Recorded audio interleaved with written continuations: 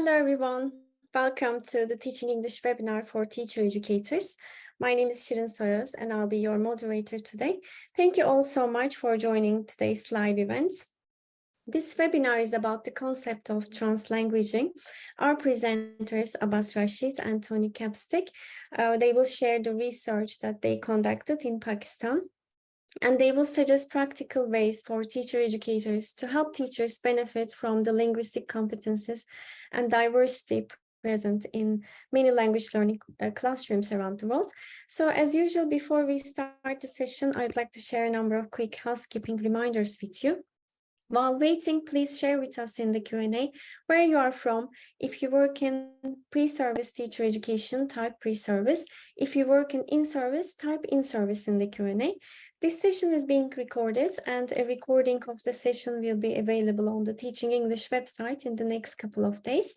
The link to the certificate will be provided in the thank you email that you'll receive tomorrow. Finally, you'll have a chance to ask questions during the session. Please use the Q&A to ask our presenters your questions. We'll be using the chat only for announcements. So let me introduce our presenters today. Abbas Rashid is the Executive Director of the Society for the Advancement of Education, an institution that has been active in the field of education research, policy analysis, and advocacy. Abbas has a particular interest in the areas of language, learning, and education for citizenship. He was the lead editor of Educational Crisis and Reform Perspective from South Asia, published by the Oxford University Press, and he has led many research on the issue of language and learning from many years now. And Tony Capstick is the Associate Professor of Language and Migration at the University of Reading in the UK. As an applied linguist, he's interested in the relationship between multilingualism and classroom learning and teaching. He's been working with in-service and pre-service language teachers through research, materials design, and professional development initiatives for over 20 years. And his textbook, Language and Migration, was published in 2020. So before we start, yes, first of all, thank you so much for everyone for joining us once again. I wish you a nice presentation, and I would like to invite our presenters now. And yes, we will have a Q&A and we'll see each other again. So yes, hi Tony, and over to you. Hi, everybody. Thank you, Shirin, for that lovely warm welcome. I'm going to just share my slides with you so everybody can see those. And yes, welcome to this webinar. As Shirin said, my name's Tony Capstick. I'm going to be talking about translanguaging with my colleague on a research project that we've been working on for about 18 months now in Pakistan, Abbas Rashid. You'll hear from Abbas in about 10 minutes. But first of all, I'm going to start by setting the scene with some key terms that we're going to be using when we talk about how we mix languages in the classroom. So do please make a note of any questions or comments.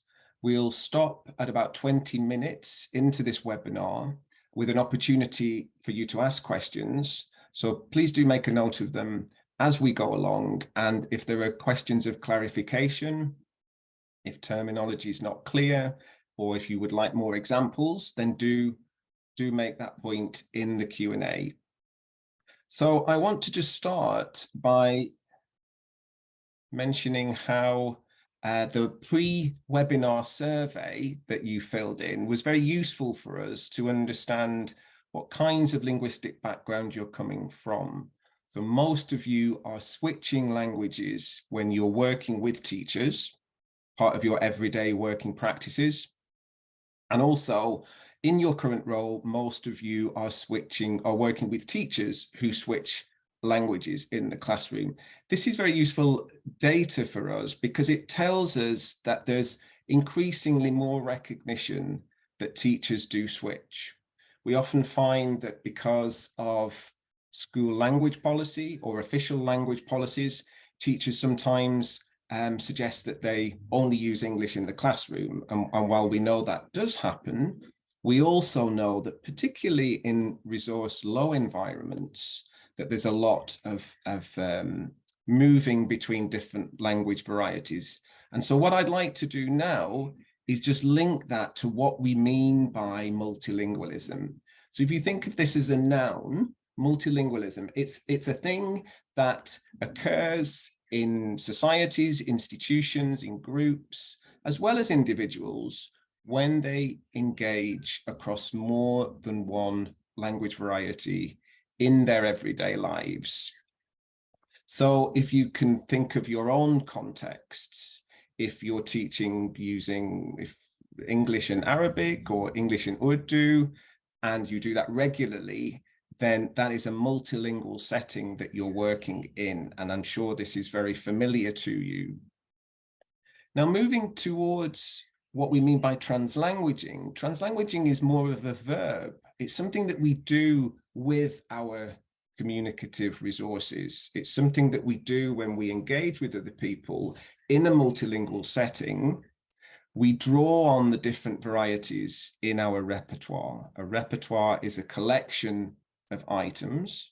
And in this sense, what we mean by a linguistic repertoire is not only the varieties, some people call them different dialects, different varieties of English, such as Pakistani English or standard British English, but it's also some of the other features, such as different styles or different genres of language. And as language teachers, we're working across multiple styles, varieties, genres, and modes. And so translanguaging can help us to understand how, as teachers and learners, those different features are put together to create meaning.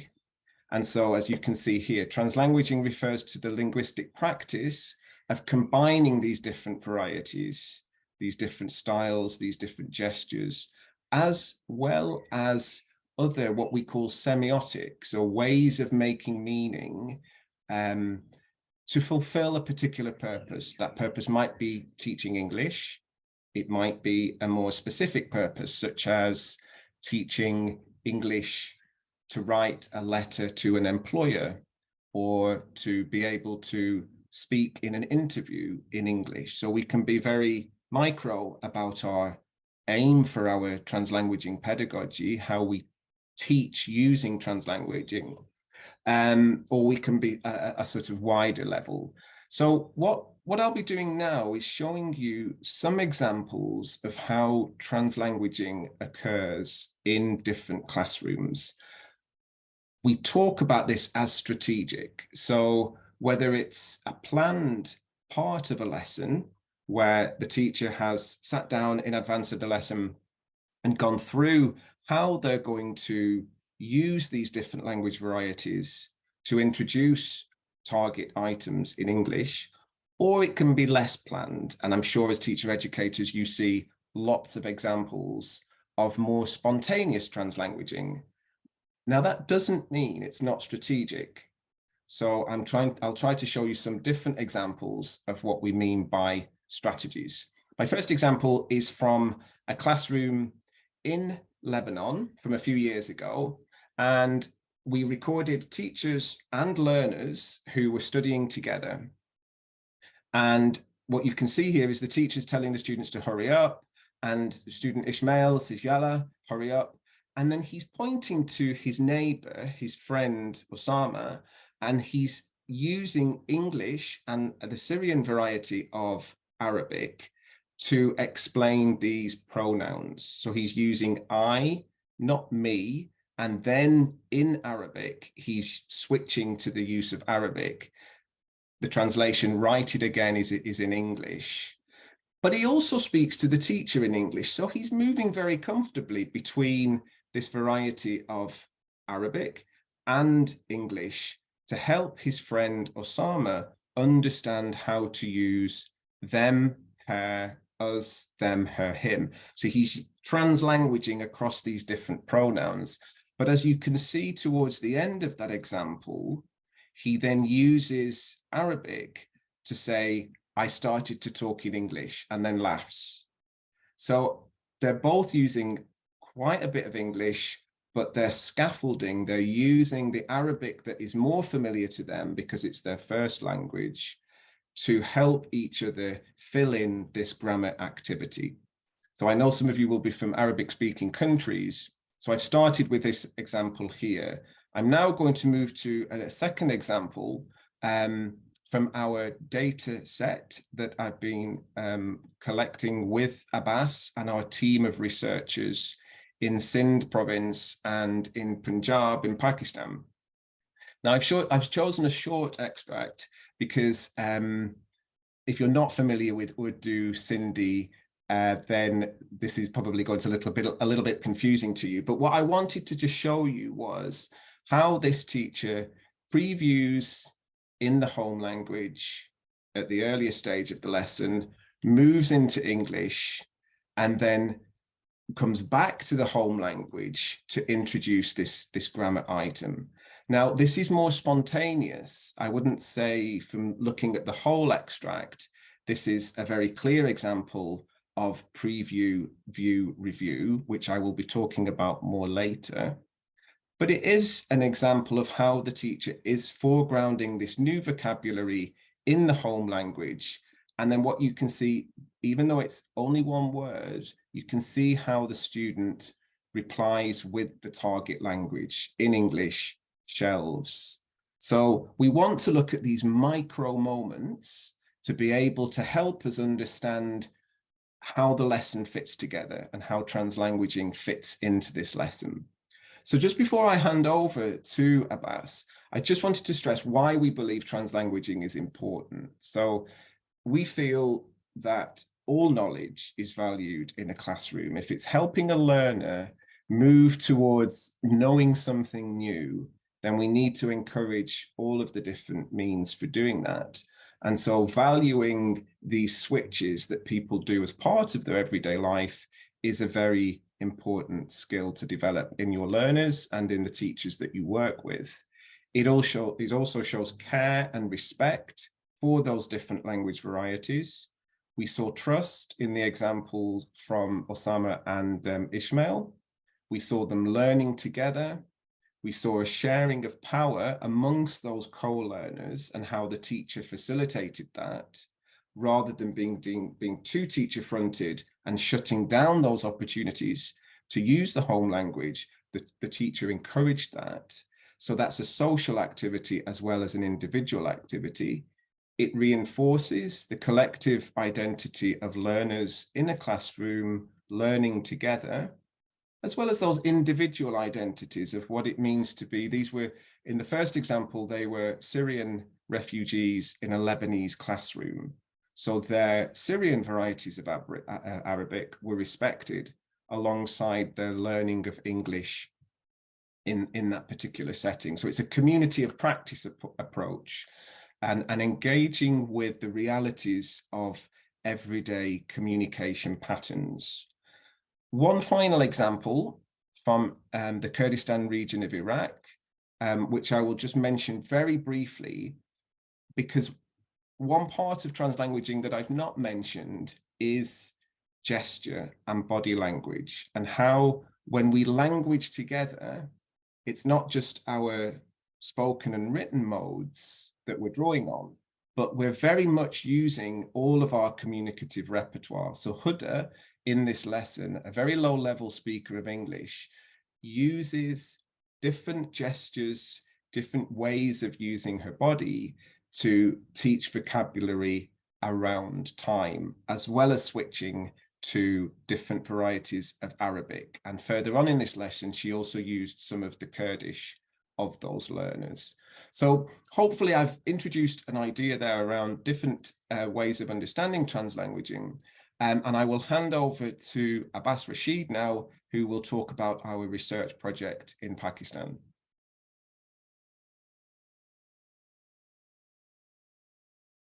Thank you, Tony. Greetings, everyone.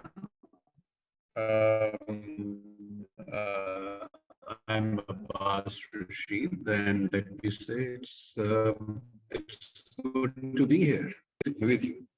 I would also opportunity to engage with teachers, educators, pivotal role in supporting teachers aim the daily struggle to improve education systems around the world. For us at SAHI in LUMS, this collaboration with the University of Reading and the British Council has been a learning experience. It's been a pleasure with Tony and Faisal Bari at LUMS and Faryal Shahid at LUMS, Muhammad Azhar from SAHI. We are very supported by a team of experienced field researchers familiar with the local setting, who were provided in-person training in ethnographic methods by Tony, with support from LUMS faculty. So very much a collaborative effort at different levels. Now, let me move to the linguistic context in Pakistan. Urdu, that I think Tony referred to back there, is Pakistan's national language and a language Sarai, Pashto, Hindko, Balochi, among others, are widely spoken across regions and provinces. English, being the language of official discourse in Pakistan, has particular salience in influential and elite quarters, occupies the top spot, therefore, language has. And generally speaking, while proficiency in English is relatively low, it is widely regarded as an asset and a passport to higher education.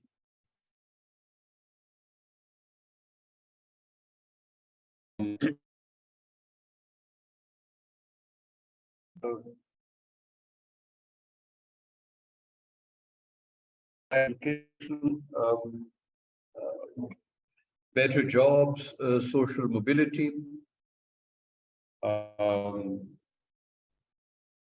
it has actually come to be seen as being synonymous with quality education, putting those who may otherwise, who may otherwise be outstanding in their abilities at a severe disadvantage, because their English is not what it needs to be. So this research was carried out in two provinces in the north and south of the country. We studied grade 5 and grade 6 classrooms, and 4 boys' schools, 4 girls' schools. We chose to focus on these grades as they are supposed to mark the turning point, in a sense, in terms of students' preparedness to adapt to English as a medium of instruction. Our field researchers did an amazing job in difficult circumstances, with disruptions to schedules arising from severe flooding, particularly in Sindh, as well as a measure of political uncertainty. They spent 5 days in each school recording classroom interactions, taking extensive field notes, and observing students outside the classroom as well.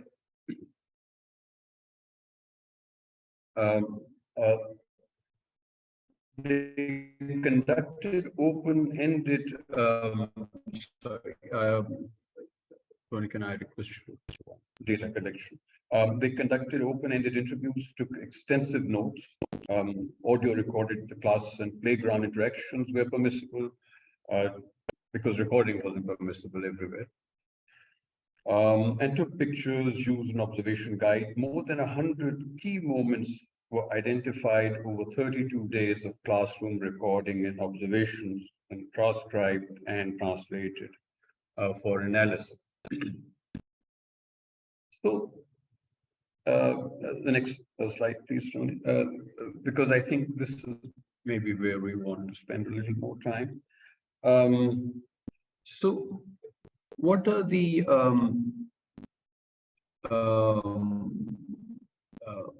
insights that we have from the classroom? For the most part, the teachers appear to be working hard and trying to provide whatever support they can to their students. They make extensive use of Urdu to explain what the lesson is about. They are translating difficult words and encouraging them to support each other also through group work. However, the dynamic of teaching and learning in the classroom appears to be test-driven in large measure. The pass-fail regime is the critical accountability mechanism for teachers. So pretty much everything revolves around the prescribed textbook. Now, I'm sure many of you are familiar with this issue of having to teach to the test.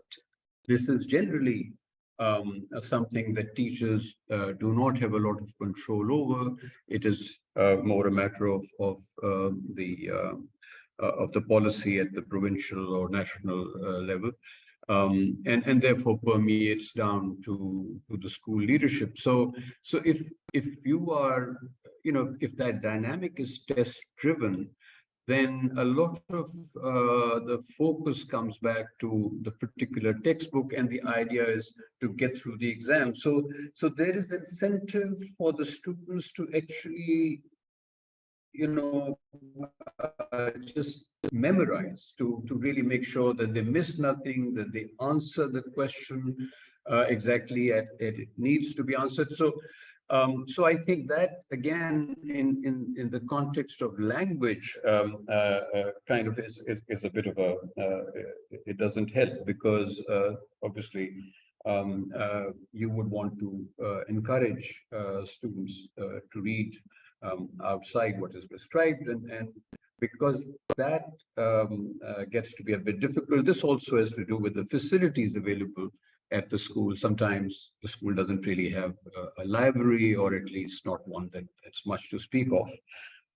So in a way, it becomes an issue in terms of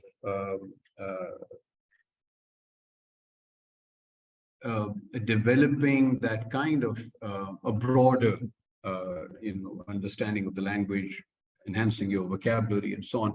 So often we find that the students' vocabulary is limited to words or phrases that the teacher has used, and often the teacher is pretty much taken from the book, and so it just becomes a cycle where students are not being encouraged, because of this regimen of exams and testing, to look outside, and nor do they, as I say, have the facilities. And again, it's very important to remember that the schools that we visited were these 4 boys' schools, 4 girls' schools in the north and south of the country, in Punjab and Sindh. We are talking about government schools, and the reason we are talking about government schools is still the majority of the poorest of children go to these schools, even though, and this is an aside, Pakistan has a large private school sector, but again, they are low-fee private schools. But to come back to the important point of the poorest would still go to government schools, and given that they come from those kinds of backgrounds, low-income backgrounds, they do not have any support at home in terms of as far as English is concerned. The parents may be speaking Punjabi or Sindhi, possibly even Urdu in some urban centers and some areas. So their mother tongue may be Punjabi, for instance, but their first language could be Urdu.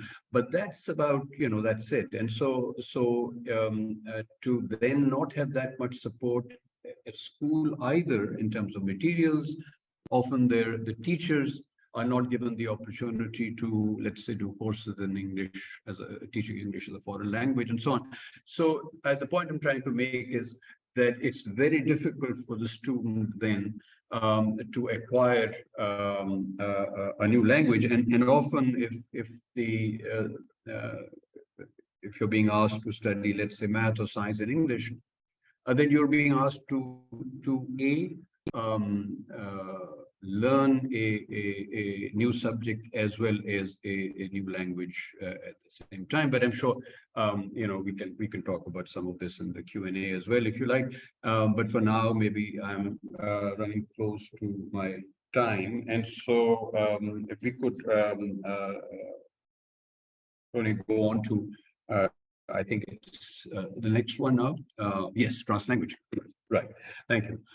So I think, as Tony was saying earlier, the advantages of translanguaging, and of course, as a social phenomenon, it's pervasive in Pakistan. As we have quite a few languages. People very often draw upon more than one. in their social interaction as well. What translanguaging does do is that it very importantly makes the child feel, and this of course is very important, that the language that they are bringing from home is valued. They have not suddenly entered an alien space where whatever they have been used to, the language of their parents, of their elders, all of that is kind of almost dismissed. No, they use the language, they get responses in that language. And so that is certainly very important. And this kind of the freedom of movement across languages, which is language implies, enables a child certainly to become a better communicator as they pick and choose words from different languages. They know intuitively to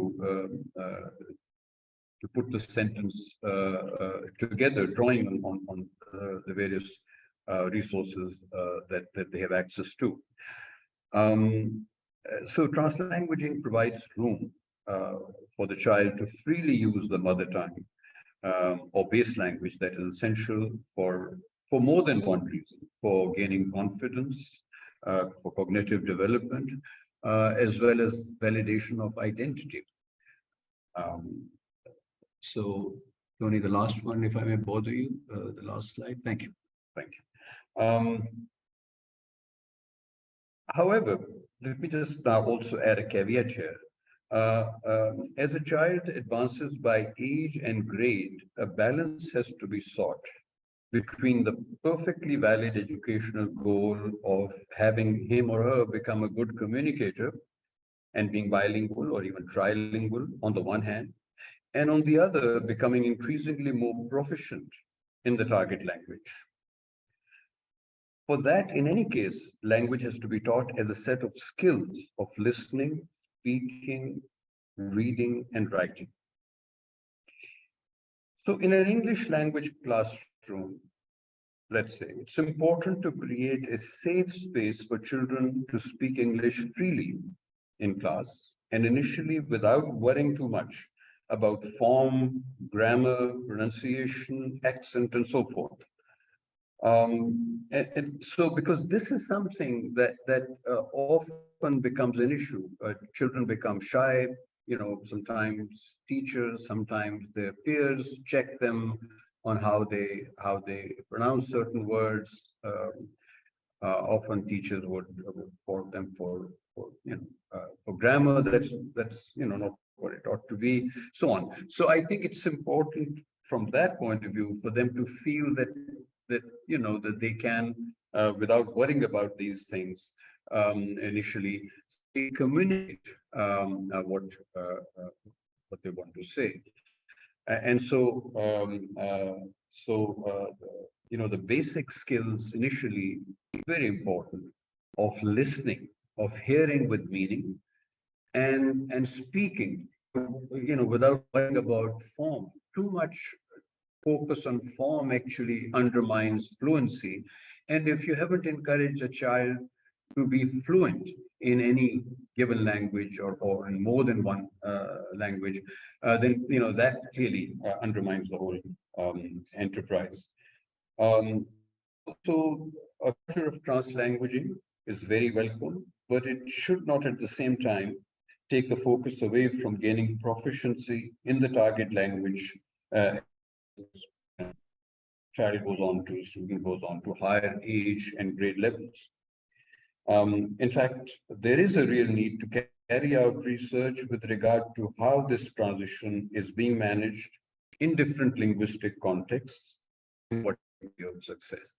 Thank you. I'm going to stop here. Thank you, Tony, for that marvelous transition in terms of slides. Thank you.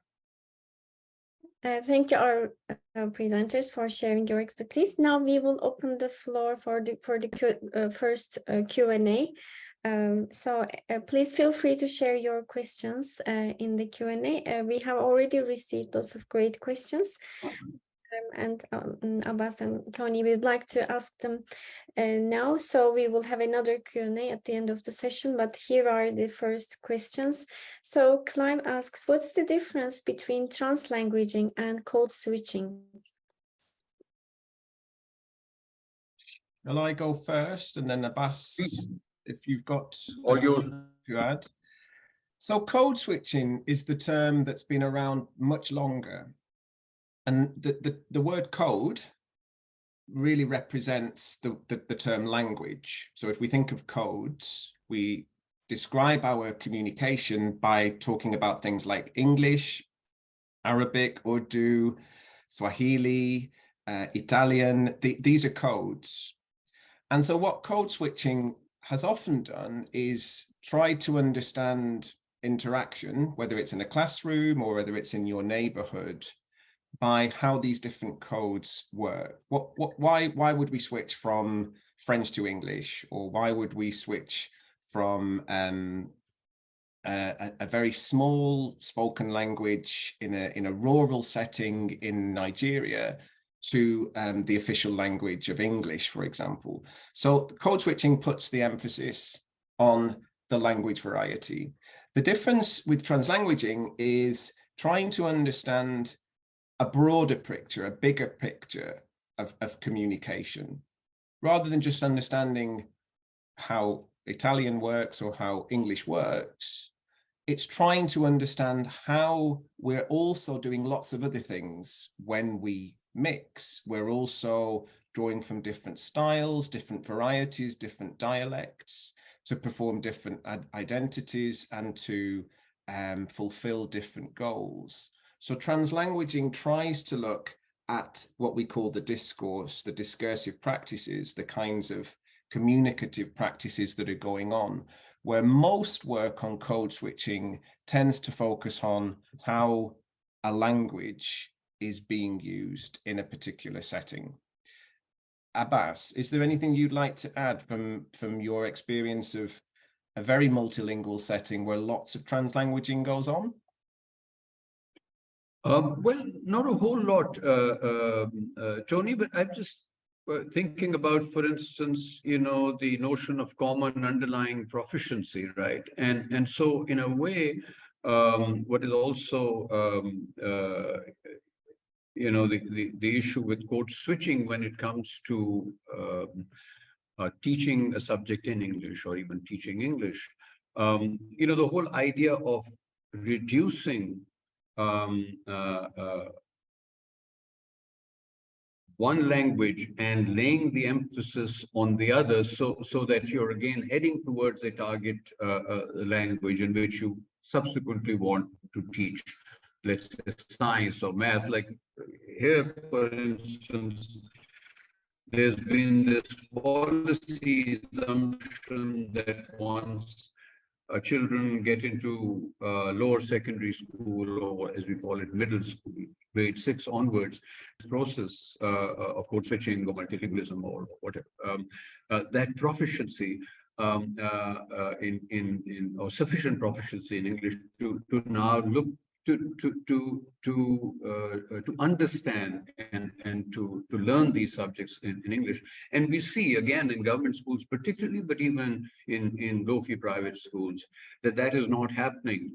So again, that is something that the absence of transition, regardless of how we describe the earlier process, why is it not happening? So I think that's the kind of research that I was earlier talking. Yeah, that's it. What about bilingualism? So there was another question: how does access to 2 languages equate with one linguistic repertoire? So would you also share your ideas about this term?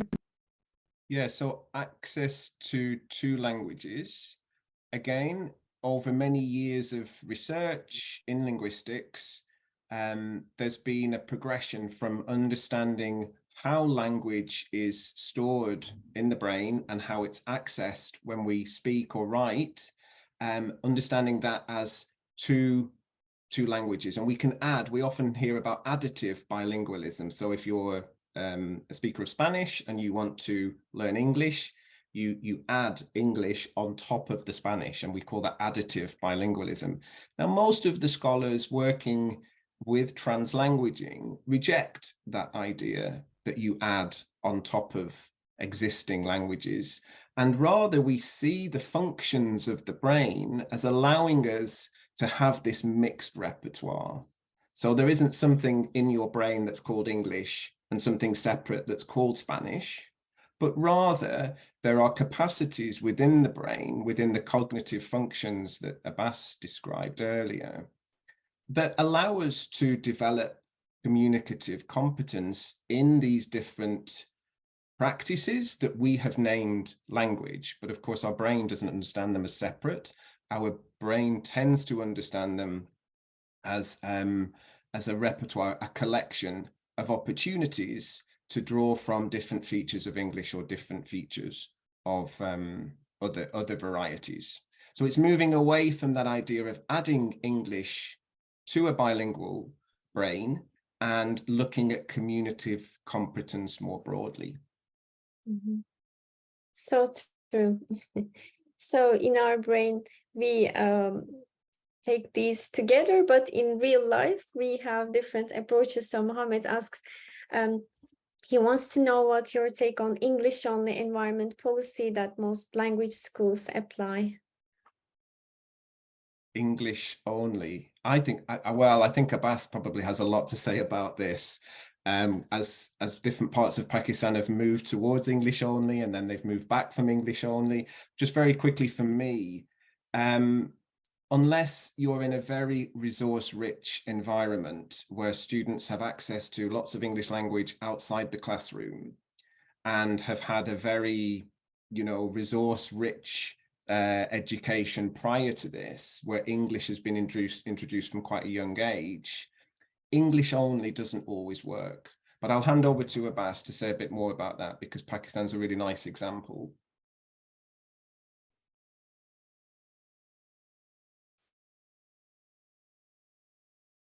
I think Abbas's camera may have frozen.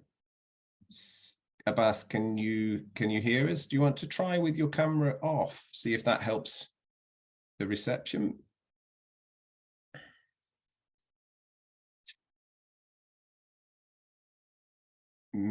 Maybe not. I'll continue with an example from Pakistan. When I worked in Pakistan extensively in about 10 years ago now, there was a big move towards English only in the classroom.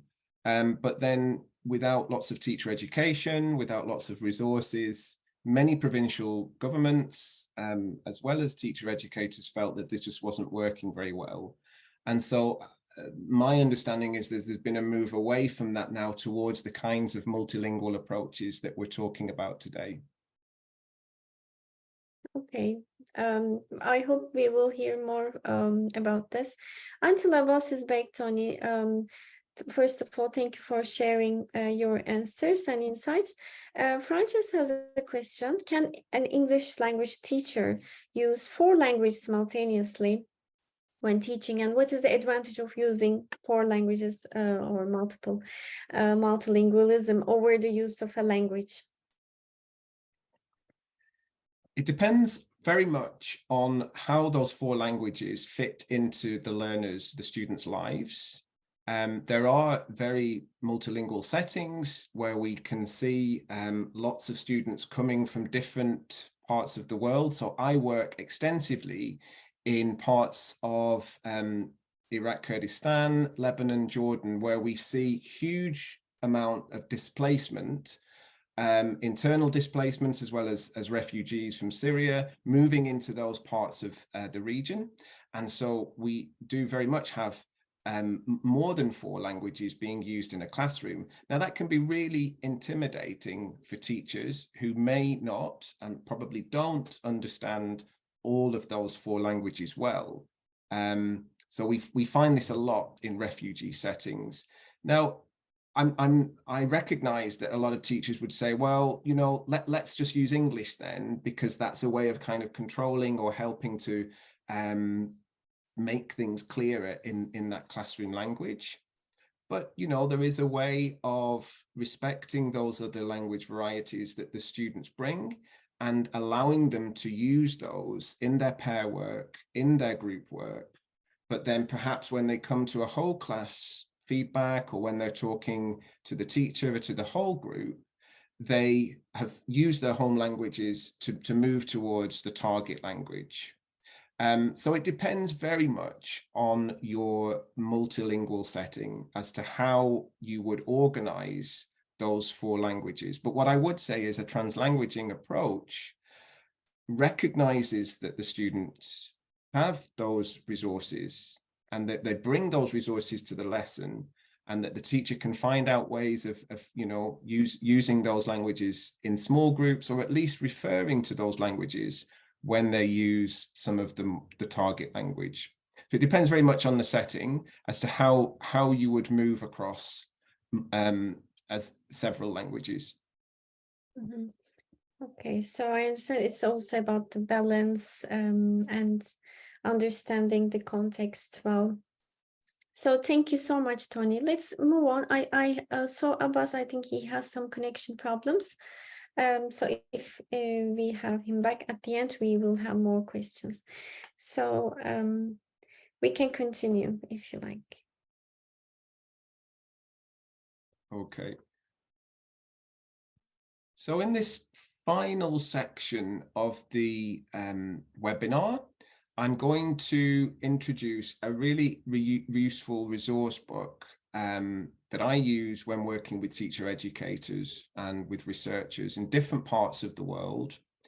It's called Using Multilingual Approaches, Moving from Theory to Practice. So we talked quite a lot in the first part of this webinar about some of the theory of translanguaging and how it's used in multilingual settings. But what we'd like to do now is introduce some strategies, some ways of working across these multiple varieties. And what I would like to do is use examples from this resource book, which is available online on the Teaching English website. So you can find this after this session and have a look for yourself about what some of these concepts mean. And then in the latter part of the handbook, how are they used in specific teaching English contexts. So apologies for all of this text, but I'm just very quickly going to mention what are the foundations on which this handbook is put together. So the first is that home and local languages that students bring to school are an important foundation for learning additional languages. So that's the kind of foundation that we're working on here, that it's very difficult to introduce a new language if existing language resources of a student. The second principle is very similar, but it's about making the connection between those local varieties of language and the knowledge, the local knowledge that students use to express through those local languages. So if we're denying them the opportunity to use a language that they're familiar with, then I would argue we're denying them an opportunity to bring their prior knowledge to school. The third principle is how we now know from lots of research in lots of different parts of the world that students need a maximum of 6 years in well-resourced conditions to be moving to a second or third language. So when this isn't the case, as it is for many, many teachers around the world, we would recommend a more translanguaging approach, because those are the resources that students do have and they don't cost any money. Principle 4 is around literacy and writing. Now, this is a particular interest of mine, and we haven't mentioned it yet today, but how do we help learners develop skills in written English? If they need to be able to read and write to pass tests, to get through their schooling or on to university, if they're fortunate enough, then we need to be aware of how written language fits into different parts of the lesson. And I'll say a little bit more about this when I talk about the strategies next.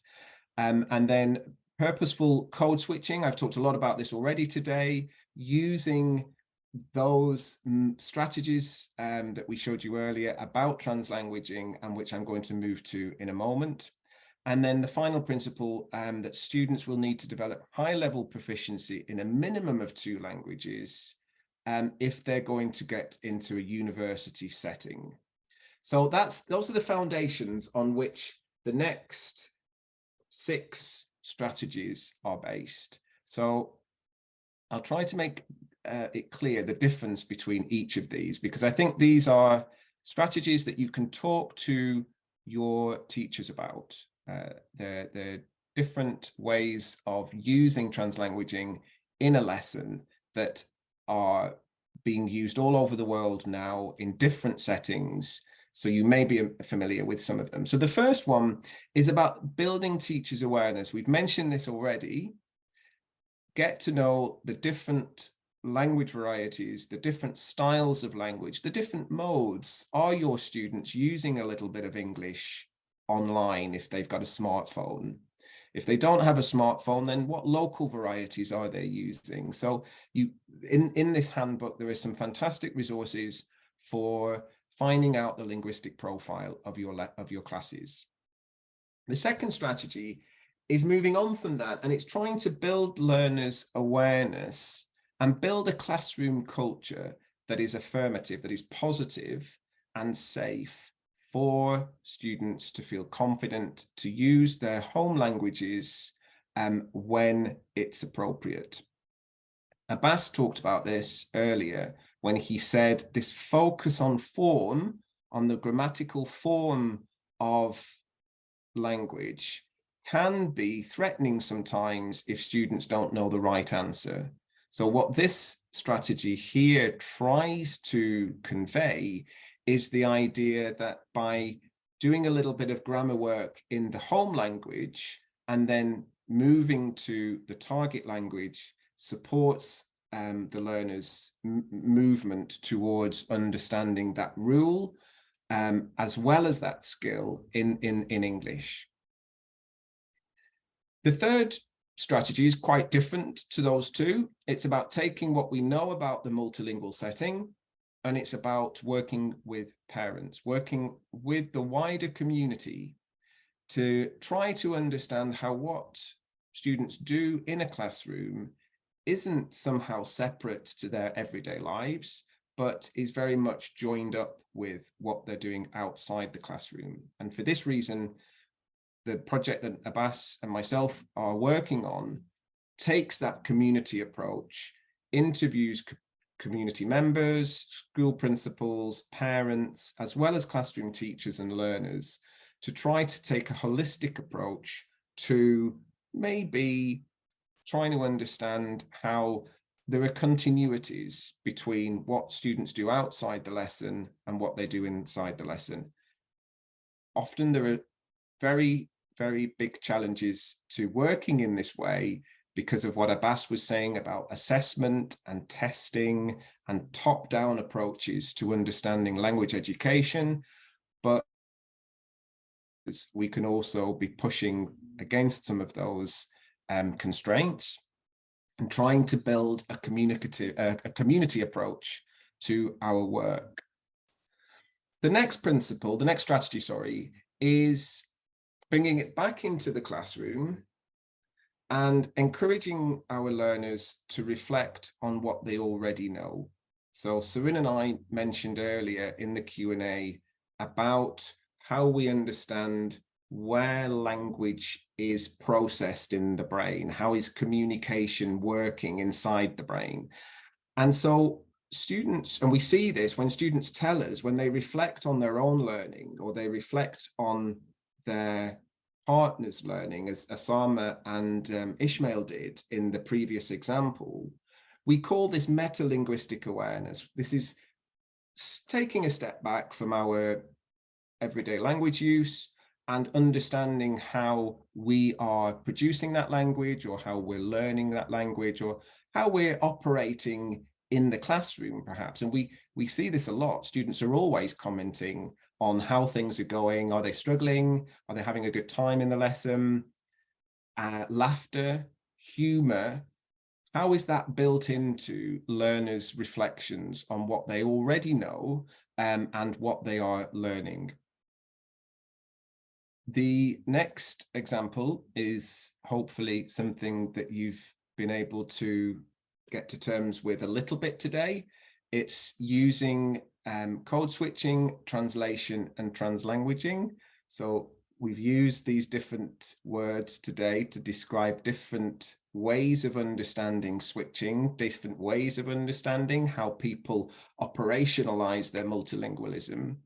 And this particular strategy is called preview, view, review method.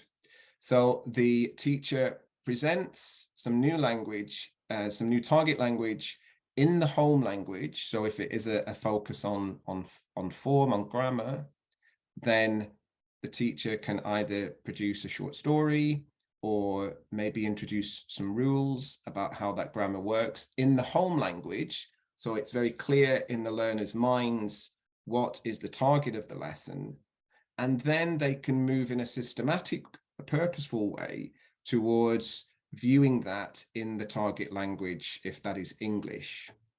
And then when students have had an opportunity to see how that works in English, maybe by looking at the form, looking at an example in a sentence or in a paragraph, or if you do have a more resource-rich environment, in an audio, listening to it in an audio or in a video.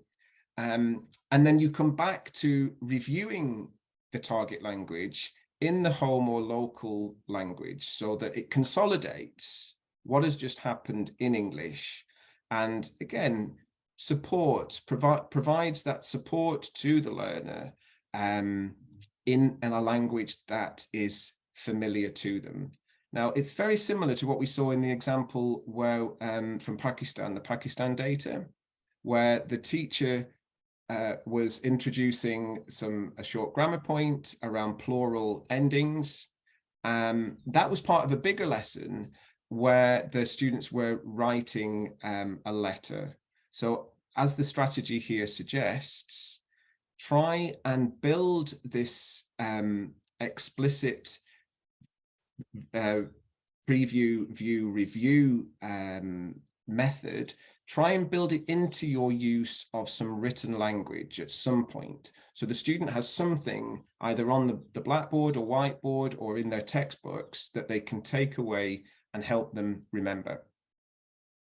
And then the final strategy before the Q&A, the final Q&A, is separating the use of language to generate ideas and practicing the language itself. So this is again a reflective moment in the lesson when students are able to prepare the content of speaking and writing activities in their home language before using the target language in English. So again, it's what we call scaffolding. It's providing an opportunity for a student to do something in a language that is familiar to them before trying out that particular target language in English. And so the learners can more easily focus on accuracy and fluency if they've made that transition from home language to English. So that's a lot of strategy, and I'll stop talking there and hand it back to Surin for some more questions and answers.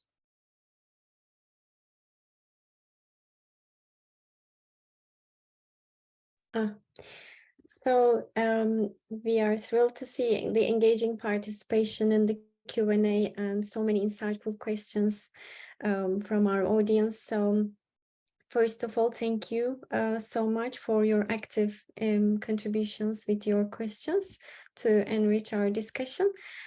So we have some questions. We will try to combine them.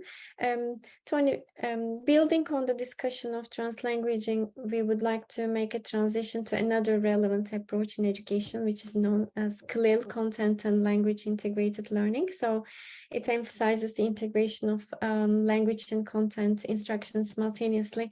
So in the context of CLIL, what role does translanguaging play? It depends very much on the kinds of resources that the school has. I mean, if it's a very well-resourced school and a lot of English is being used in the classroom to teach science or to teach geography or history, then what we find is that translanguaging is a really useful pedagogy, a really useful way of using language to support those early stages of the subject content. So before students move into English, they can try out some of those concepts in science or some of those geographical locations in geography, if that's the subject area. They can try those out in the home language, but obviously in a more CLIL approach, the emphasis is on English, but I would always suggest that needs to be done in a resource-rich environment. Okay, so that's the key. About translanguaging, we all want to make sure that we understand it correctly. So there is a quick question. I can't read the name, but the question is this situation a translanguaging? So our participant says, I introduce a concept to my learners and then they discuss the term in different languages. So in my case, I give them English concept and they discuss in Arabic or French. Is this translanguaging? Can you just once again recap? Great idea to use as an example to try to make sure that we've understood just exactly what is going on here. Almost, I'd say, yes, it sounds to me like that is translanguaging, but we need to break it down a little bit into who is doing what and how with those different languages. So if the teacher has, as you say, presented the concept in English, and then the learners are aware of moving towards using that concept in English when they have their discussion in the home language, and then are able to produce the concept in English towards the end. And so we can see how those different home languages are operationalized to move towards the target language, then I would say, yeah, that is a really nice example of using translanguaging to teach English. Mm-hmm. So the purposeful management of this classroom environment. Okay. One last question. Is this is there a situation in which translanguaging can do more harm than good? I'm glad we've raised the controversy around translanguaging, because I think a lot of teachers do feel skeptical about this mixing, a loss of control. What happens to the target language in English? How do I manage all of this? My response to that is use some of the strategies that we've been talking about today. Have a look at the guidebook and see how you break, as with all of our lesson planning, we need to break it down into its different parts so that we can see how translanguaging pedagogy, it isn't just uninformed, unplanned mixing, but actually it's purposeful, and there's a reason to using the mixing, and there's a way of the teacher, as I say, to use John Shackleton's term, harnessing, capturing those different language varieties and using them together to move towards some new target language. So if that's happening, then I think we can be less fearful about using different language varieties in the classroom. The more towards the unplanned, the more towards the spontaneous, I think it's what we do. We're always moving across different language varieties, so that it's not that it's wrong, but it does become more difficult then to help the learner use the target language if the translanguaging hasn't been harnessed in a purposeful way. Okay, that makes it so clear. And thank you, Adnan, for this great question. And so thank you also so much, Tony and Abbas. And for this, about this guides, I think we also shared the link with you. It's a great starting point. It includes 3 parts, as Tony says. One part is about the relevant research, and another part includes strategies, activities, projects that teachers can use in their classrooms. And the third part includes a list of resources for multilingual education for further exploration. So it's very structured. Thank you so much once again. Do you have any final comments, Abbas, Tony, before we say goodbye? Yeah, well, just a quick one, if I may, Andrea. You know, it's interesting that the whole arena of translanguaging as a strategy and so on. I would imagine it is something to I thought I'd put that on the table, that if you were using different languages, so multilingualism, translanguaging, in the context of math or science, for instance, so somebody could easily pick up the concept of photosynthesis in Punjabi and Urdu, no problem.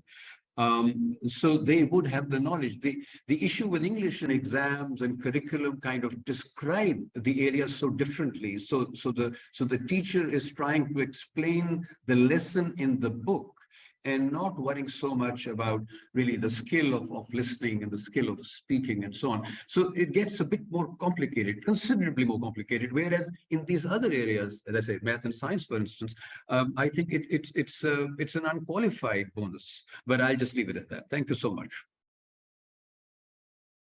Thank you, Abbas. Yeah, great point to end on. Thank you, Abbas. Thank you. So thank you once again for your input and insights on the topic. We hope you found the session useful and picked up useful ideas to reflect on in your training sessions. Just a final reminder, the recording of the webinar will be available on Teaching English, and don't forget to subscribe to our monthly newsletter and for our next month's webinar, which is about teachers' engagement with published research, what, how, and why. So thank you, and hope to see you again in our future sessions. Bye, everyone. Bye. Thank you. Bye.